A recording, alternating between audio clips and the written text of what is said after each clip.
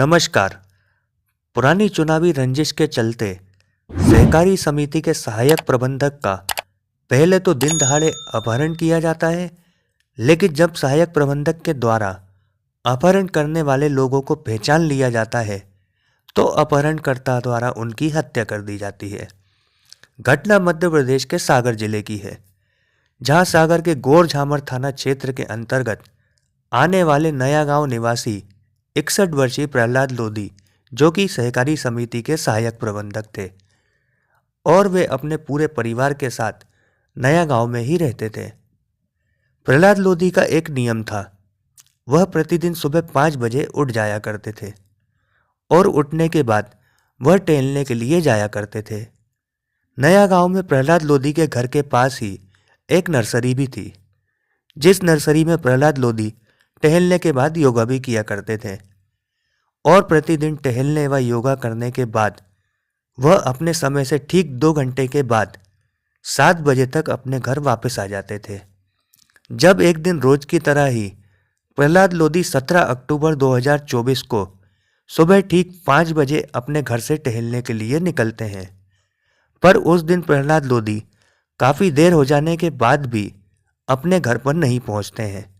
प्रहलाद लोधी जब अपने घर नहीं पहुंचते हैं तब उनका परिवार उन्हें ढूंढने के लिए बाहर निकलता है और उन्हें तलाश करने का प्रयास करता है।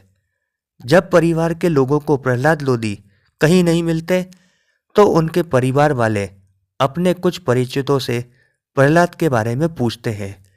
इसके साथ ही परिवार वाले प्रहलाद का पता लगाने के लिए उनके कुछ रिश्तेदारों के साथ ही उनके करीबी दोस्तों को फोन लगाकर प्रहलाद के बारे में जानकारी लेते हैं, लेकिन प्रहलाद के दोस्तों और रिश्तेदारों किसी को भी प्रहलाद के बारे में कोई जानकारी नहीं थी।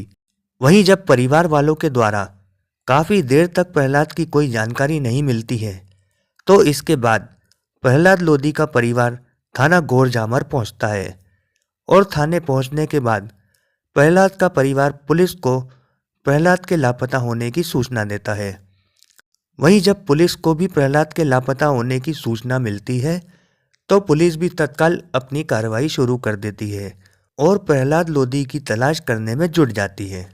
जब पुलिस प्रहलाद लोधी की तलाश कर रही होती है तो प्रहलाद के परिवार के कुछ लोग भी पुलिस की सहायता करते हुए प्रहलाद की खोज करना शुरू कर देते हैं और पुलिस और प्रहलाद के परिवार वाले सब मिलकर जगह जगह प्रहलाद लोधी की तलाश कर ही रहे थे। तभी कुछ देर बाद गोरझामर थाना क्षेत्र से लगभग 50 किलोमीटर की दूरी पर थाना महाराजपुर क्षेत्र के अंतर्गत आने वाले घुघरी मोजा के जंगलों में पुलिस को प्रहलाद लोधी का शव मिलता है। प्रहलाद अब जीवित नहीं थे और उनकी हत्या कर दी गई थी। वहीं प्रहलाद का शव देखने के बाद इस घटना ने प्रहलाद के परिवार को झकझोर कर रख दिया था। पुलिस के द्वारा शव को बरामद कर पोस्टमार्टम के लिए भेज दिया जाता है, जिसके बाद पुलिस के द्वारा इस पूरे मामले पर पुलिस जब प्रहलाद के परिवार से पूछताछ करती है तो प्रहलाद के परिवार के कुछ लोग पुलिस को यह बताते हैं कि शायद पुरानी चुनावी रंजिश और फिरौती की रकम के चलते यह हत्या की गई होगी। वहीं प्रहलाद लोधी के भतीजे के द्वारा पुलिस को 3 से 4 नाम बताए जाते हैं जिन पर प्रहलाद लोधी के भतीजे को संदेह था।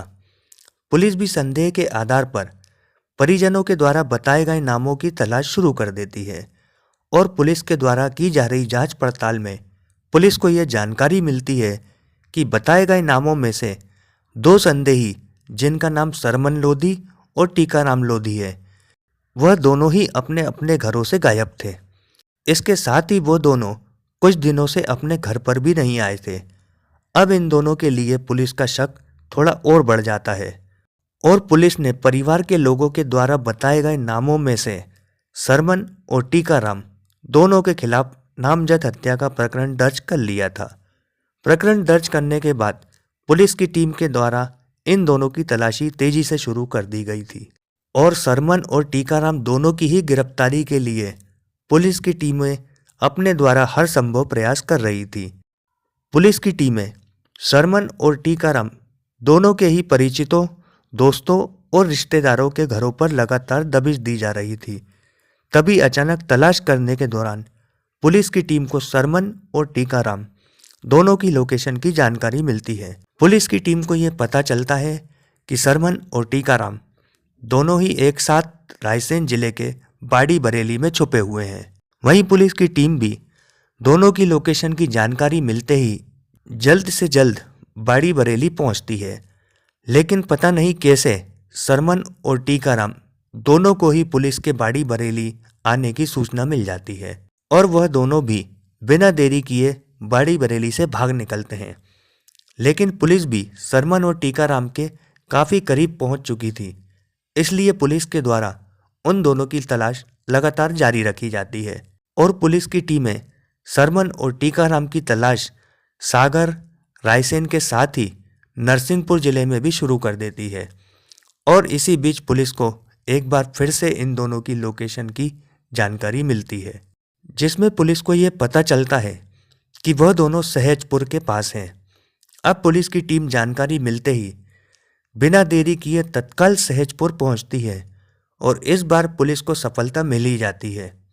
सहजपुर यात्री प्रतीक्षालय के पास ही खड़े सरमन और टीकाराम दोनों की पुलिस की टीम के द्वारा घेराबंदी की जाती है और पुलिस के द्वारा इन दोनों को गिरफ्तार कर लिया जाता है।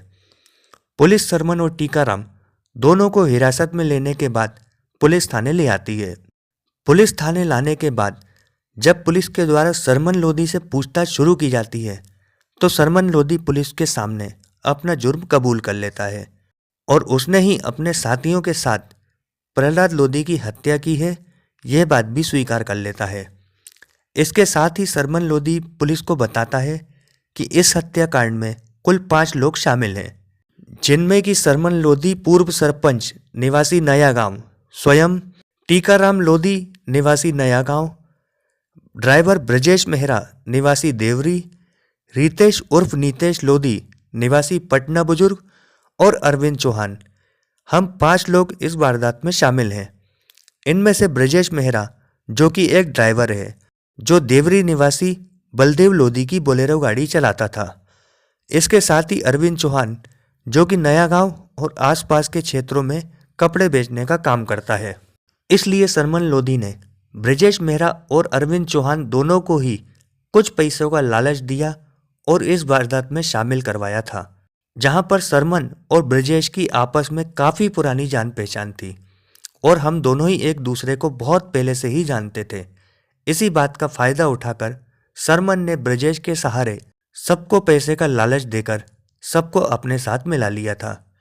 इसके बाद सरमन लोधी ने पुलिस को पूरा घटनाक्रम बताया कि कैसे हम सब ने मिलकर इस पूरी घटना को अंजाम दिया। सरमन ने पुलिस को बताया कि हम पांचों ने 17 अक्टूबर 2024 की सुबह एक जगह मिलने का प्लान बनाया था और प्लान के मुताबिक हम सब 17 अक्टूबर को एक साथ मिले।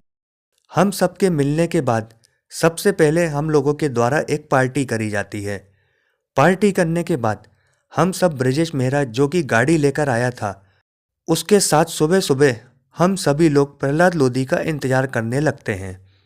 इंतजार करते हुए कुछ ही देर बाद प्रहलाद लोधी जैसे ही घूमने के लिए निकलते हैं, जब प्रहलाद लोधी अपने घर से कुछ ही दूरी पर पहुंचते हैं तो मैंने ब्रजेश मेहरा जो कि बलदेव की गाड़ी लेकर आया था और प्रहलाद लोधी के अपहरण में हमने बलदेव लोधी की गाड़ी का ही इस्तेमाल किया था, तो मैंने ब्रजेश से गाड़ी प्रहलाद लोधी के पास लगाने के लिए कहा और ब्रजेश ने भी अपनी गाड़ी प्रहलाद लोधी के सामने लगा दी।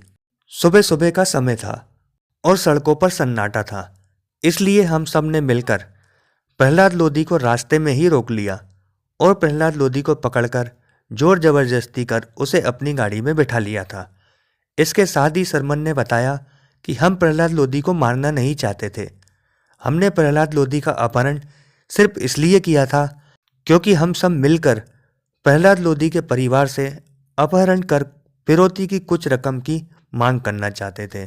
इसलिए जब हमने प्रहलाद लोधी का अपहरण कर उसे अपनी गाड़ी में बिठाया तो प्रहलाद लोधी कहीं हम सबको पहचान ना ले, इसलिए हम सभी ने अपने अपने चेहरों पर कपड़े बांध रखे थे ताकि कोई भी हमें पहचान ना पाए। लेकिन प्रहलाद का अपहरण करने के बाद जब हम सब अपनी गाड़ी में बैठे थे और आपस में बातें कर रहे थे तब पता नहीं कैसे प्रहलाद लोधी ने हमारी बातें सुनकर मुझे पहचान लिया था कि मैं सरमन लोधी हूँ। तभी अचानक प्रहलाद ने मुझसे कहा कि सरमन बड्डे, मैंने तुम्हें पहचान लिया है, इसलिए तुम अब मुझे छोड़ दो। प्रहलाद के इतना कहते ही सरमन पहले तो घबरा जाता है कि अब तो प्रहलाद ने मुझे पहचान लिया है, तो अब क्या किया जाए। सरमन ने पुलिस को बताया कि सही में प्रहलाद ने मेरी आवाज़ सुनकर मुझे पहचान लिया था, और अब अगर मैं पहचाने जाने के बाद भी प्रहलाद लोधी को छोड़ देता हूँ तो भी प्रहलाद चुप तो बैठेगा नहीं और वह पुलिस में जरूर जाएगा, और इसके साथ ही वह पुलिस को मेरा नाम भी बता देगा। इसलिए जिसके बाद सरमन ने तुरंत ही अपना प्लान बदल लिया और मैंने ब्रजेश से गाड़ी सीधे घुघरी मोजा के जंगलों की तरफ ले जाने के लिए कहा। जब हमारी गाड़ी जंगल में पहुंच गई तो उसके बाद हम सब ने मिलकर प्रहलाद लोधी को अपनी गाड़ी से नीचे उतारा और प्रहलाद को जंगल के अंदर ले गए। इसके बाद हम सब ने मिलकर पहले तो प्रहलाद लोधी को लाठियों व डंडों से खूब पीटा। इसके बाद जब प्रहलाद लोधी जमीन पर गिर गया तो मैंने वहीं से एक बड़ा सा पत्थर उठाया और प्रहलाद लोधी के ऊपर पटक दिया, जिससे उसकी मौत हो गई।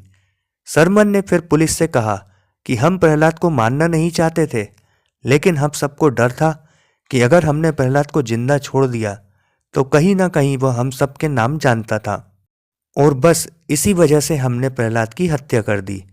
जब प्रहलाद की मौत हो गई तो उसके बाद हमने प्रहलाद लोधी के गले से उसकी सोने की चेन निकाल ली और हम सब तुरंत वहां से भाग निकलते हैं। जिसके बाद सरमन और टीकाराम हम दोनों साथ में ही थे, और फरारी के दौरान हम दोनों ही रायसेन जिले के बाड़ी बरेली, तेंदुखेड़ा के जंगलों के साथ ही नरसिंहपुर जिले के केसली के पास के जंगलों में अपनी रातें बिताते थे। इसी तरह फरारी के दौरान हम दोनों ही अलग अलग जगह अपनी फरारी काट रहे थे। फरारी काटने के दौरान ही मुझे जरा सा मौका भी मिल गया था, तो उसी मौके का फायदा उठाकर सरमन ट्रेन से तिरुपति जाकर वहां पर बालाजी मंदिर के दर्शन भी करने गया था, और दर्शन करने के बाद वह वापस टीकाराम के पास आ गया था। लेकिन इतना सब करने के बाद अलग अलग जंगलों के साथ ही अपनी लोकेशनों को बदलने के बाद सरमन और टीकाराम पुलिस से ज़्यादा दिन तक छुप नहीं सके, और पुलिस की टीमों के द्वारा किए गए अथक प्रयासों के कारण दोनों को जल्द से जल्द गिरफ्तार कर लिया जाता है। इसके साथ ही प्रहलाद लोधी अपहरण और हत्याकांड में पुलिस के द्वारा पूर्व सरपंच सरमन लोधी के साथ चारों अन्य आरोपियों को भी गिरफ्तार कर लिया जाता है।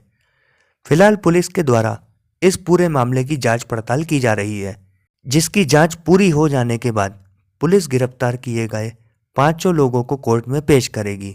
हमारी कोशिश है कि ऐसी घटनाओं को आपके सामने लाकर आपको सतर्क और सचेत किया जाए। यह वीडियो केवल शैक्षिक और जागरूकता के उद्देश्य से बनाई गई है। साथ ही हमारे चैनल की मंशा किसी भी व्यक्ति को बदनाम करने की नहीं है। यह कहानी यहीं ख़त्म नहीं होती। जल्द मिलते हैं एक नई कहानी के साथ। धन्यवाद।